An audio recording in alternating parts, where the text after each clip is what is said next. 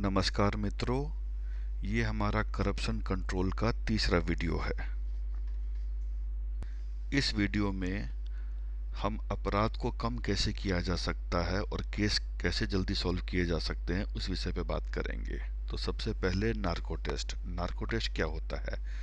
Narco test एक injection होता है। अगर वो किसी भी इंसान को लगा दिया जाए तो आधी पौन घंटे के लिए उसकी सोचने की शक्ति खत्म हो जाती है और उस टाइम उससे कुछ भी पूछा जाए तो वो सच उगल देता है। और इस टेस्ट में कोई साइड इफ़ेक्ट्स नहीं है। कुछ लोग ये भ्रम फैला रहे हैं कि इसमें साइड इफ़ेक्ट्स है। तो उसका उपाय मैं ये बताता हूँ कि अगर 10 वैज्ञानिक ये बोल दें, 10 डॉक्टर ये बोल दें कि ये इंजेक्शन हानिकारक है, इससे गंभीर हानि हो सकती है, तो ये टेस्ट ना किया जाए। लेकिन ऐसी कोई बात नहीं है।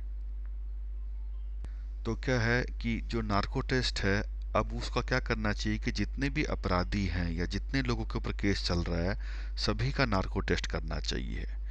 नार्को टेस्ट जब किया जाए तो उसकी वीडियो रिकॉर्डिंग भी करनी चाहिए, ताकि एक रिकॉर्ड रहे कि नार्को टेस्ट के समय अपराधी ने या जिसके ऊपर केस चल रहा है उसने क्या बयान दिया।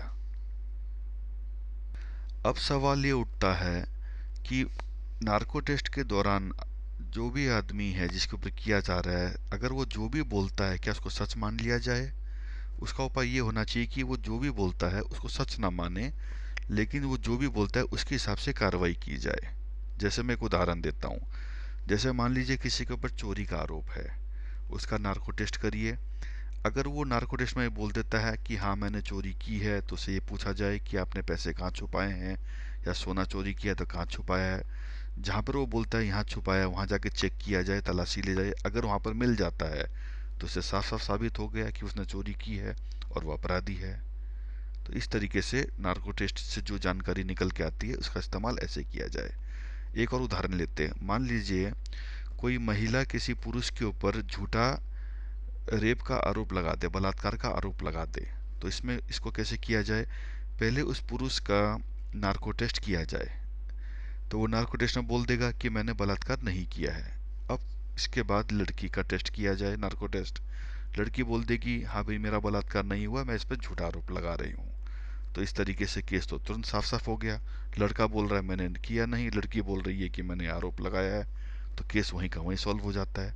तो इस तरीके से नार्को टेस्ट का इस्तेमाल किया जाना चाहिए। अब अगला सवाल ये खड़ा होता है कि लाखों अपराधी हैं तो क्या लाखों लोगों के टेस्ट कर दिए जाएं? मैं आपको एक ऐसा उपाय बताता हूँ कि किसी का नार्को टेस्ट भी नहीं करना पड़ेगा और अपने आप सच निकल के आएगा। अगर ये कानून बना दिया जाए कि अगर नार्को टेस्ट के बाद सच निकला तो आपकी सज़ा दुगनी हो जाएगी, यानी जेल की सज़ा अगर आपकी 5 साल की जेल है तो 10 साल की हो जाएगी, 10 साल की है तो 20 साल की हो जाएगी। और ऐसे अगर हमने 10 लोगों को अगर हमने दुगनी सज़ा दे दी और पेपरों में छपवा दिया, तो इससे इतना भय हो जाएगा अपराधियों के बीच में कि सारे लोग नार्को टेस्ट से पहले ही अपना सच उगल देंगे। नार्को टेस्ट के लिए वो खुद ही बोल देंगे कि इसकी ज़रूरत नहीं है, हम अपना अपराध स्वीकार करते हैं। और जो निर्दोष हैं उनका नार्को टेस्ट कर लीजिए, वहाँ से कुछ निकल के आना नहीं है तो वो उनको बरी हो जाएंगे वो। अब जब अपराधियों को दंड दिया जाता है तो उसमें क्या है कि एक चीज़ और जोड़नी चाहिए। जैसे मान लीजिए किसी को जेल होती है, तो जेल के साथ कुछ आर्थिक दंड भी लगाना चाहिए और थोड़ा ज़्यादा आर्थिक दंड लगाना चाहिए। इससे क्या होगा कि अदालतों का खर्च निकालना सरकार के लिए आसान हो जाएगा।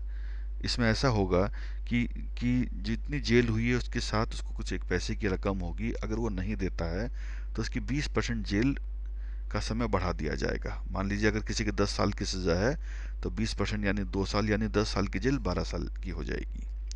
लेकिन मान लीजिए कि अगर जितनी फ़ाइन भरने के लिए कहा जाता है उससे उतना पैसा नहीं, उसके पास उससे आधा या चौथाई है, तो फिर उसके हिसाब से कैलकुलेशन करके उसकी जेल उतनी कम कर दी जाए। अब ये सवाल उठता है कि कितना दंड लेना चाहिए, कितना फाइन लेना चाहिए। तो मैंने एक सुझाव दिया है। जैसे मान लीजिए कोई मर्डर करता है तो उसकी जितनी जेल होती है वो जेल होगी, उसके अलावा उसको 5 लाख रुपए भी फाइन देना होगा। मान लीजिए 14 साल की जेल है तो 14 साल के लिए जेल भी जाएगा, 5 लाख रुपए जुर्माना भी देगा। और अगर वो 5 लाख नहीं दे पाया तो 20% की जेल उसकी बढ़ जाएगी। उसी प्रकार अगर किसी ने चोरी की है तो जितने समय की जेल है, 3 साल, 4 साल, 5 साल, जो भी है, वो उसे मिलेगी। उसके अलावा उसको 1 लाख रुपए जुर्माना वो भी देना होगा। अगर मान लीजिए किसी ने किसी की ज़मीन पर कब्जा कर लिया, तो साबित होने के बाद उसको जेल होगी और उसके अलावा उसको 5 लाख रुपए जुर्माना देना होगा। मान लीजिए कोई चेक बाउंस हो गया, चेक बाउंस के बहुत केसेस आते हैं, तो उसको जेल होगी, 6 महीने, 2 साल, जो भी सज़ा है वो सज़ा होगी। उसके अलावा 50,000 रुपये का उसको जुर्माना भी देना होगा। तो अगर हम बड़ा जुर्माना, आर्थिक दंड भी लगाते हैं और थोड़ी बड़ी रकम लगाते हैं, तो अपराधी और डरेंगे और सरकार को पैसे भी मिलेंगे, जिसे अदालतों का खर्चा निकालना आसान होगा। उन पैसे से ज़्यादा जजों की नियुक्ति करना भी आसान हो जाएगा, क्योंकि जजों की भारी कमी है अभी।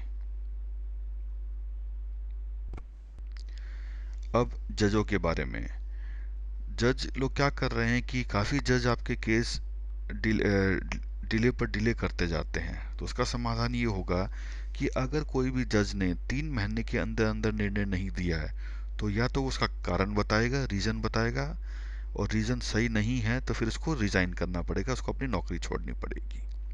अच्छा, इसमें एक बात ये आती है कि जज ने कार्रवाई की का आदेश दिया, लेकिन पुलिस अगर लेट कर देती है, समय सीमा से लेट करती है, तो वो जज की गलती ना मानी जाए। जैसे कि जज ने अगर ये कहा पुलिस को कि 1 महीने के अंदर आप रिपोर्ट बना के लाइए, और पुलिस ने 2 महीने लगा दिए, तो जज का 1 महीना ही माना जाएगा, वो 2 महीना नहीं माना जाएगा वो, क्योंकि पुलिस की गलती के कारण फिर जज की नौकरी नहीं जानी चाहिए।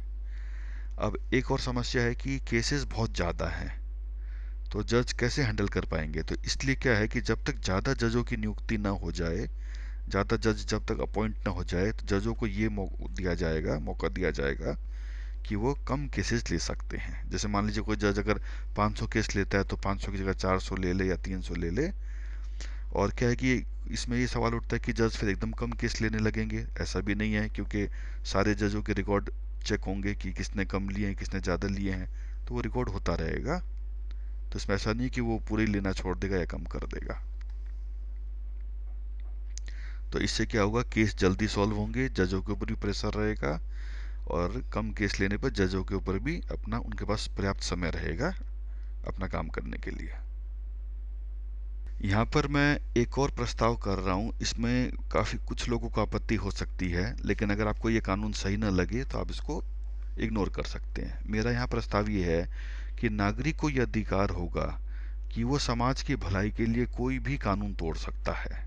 बाद में एक जूरी की टीम ये निर्णय करेगी कि उसका ये कदम सही था कि नहीं, क्योंकि कई बार क्या होता है कि कानून ही कई बार अपराधियों का रक्षक बन जाता है। कई बार नियम ही समस्या खड़ी कर देते हैं। इसलिए ऐसा मैं ये प्रस्ताव देता हूँ कि नागरिक को ये अधिकार होगा कि समाज की भलाई के लिए वो कोई भी कानून तोड़ सकते हैं। और जो जज होते हैं उनके पास ये अधिकार होता है कि संसद द्वारा पारित किया हुआ कोई भी कानून को वो रोक लगा सकते हैं या कैंसिल कर सकते हैं। ऐसा अधिकार अदालतों के पास नहीं होना चाहिए, क्योंकि संसद में इतने बड़े 500 सांसद बैठे हैं, जिनमें से 300 सांसद चाहिए आपको, दो 51% सांसद जो कानून बना के पास करते हैं, और यहाँ अदालत में बैठे कुछ जज उसको रोक देते हैं।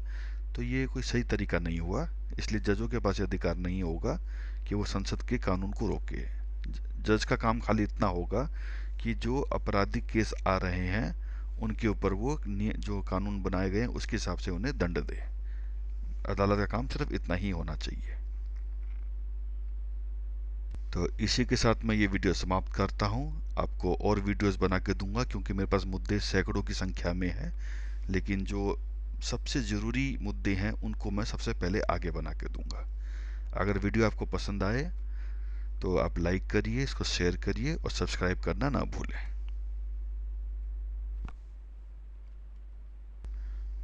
धन्यवाद।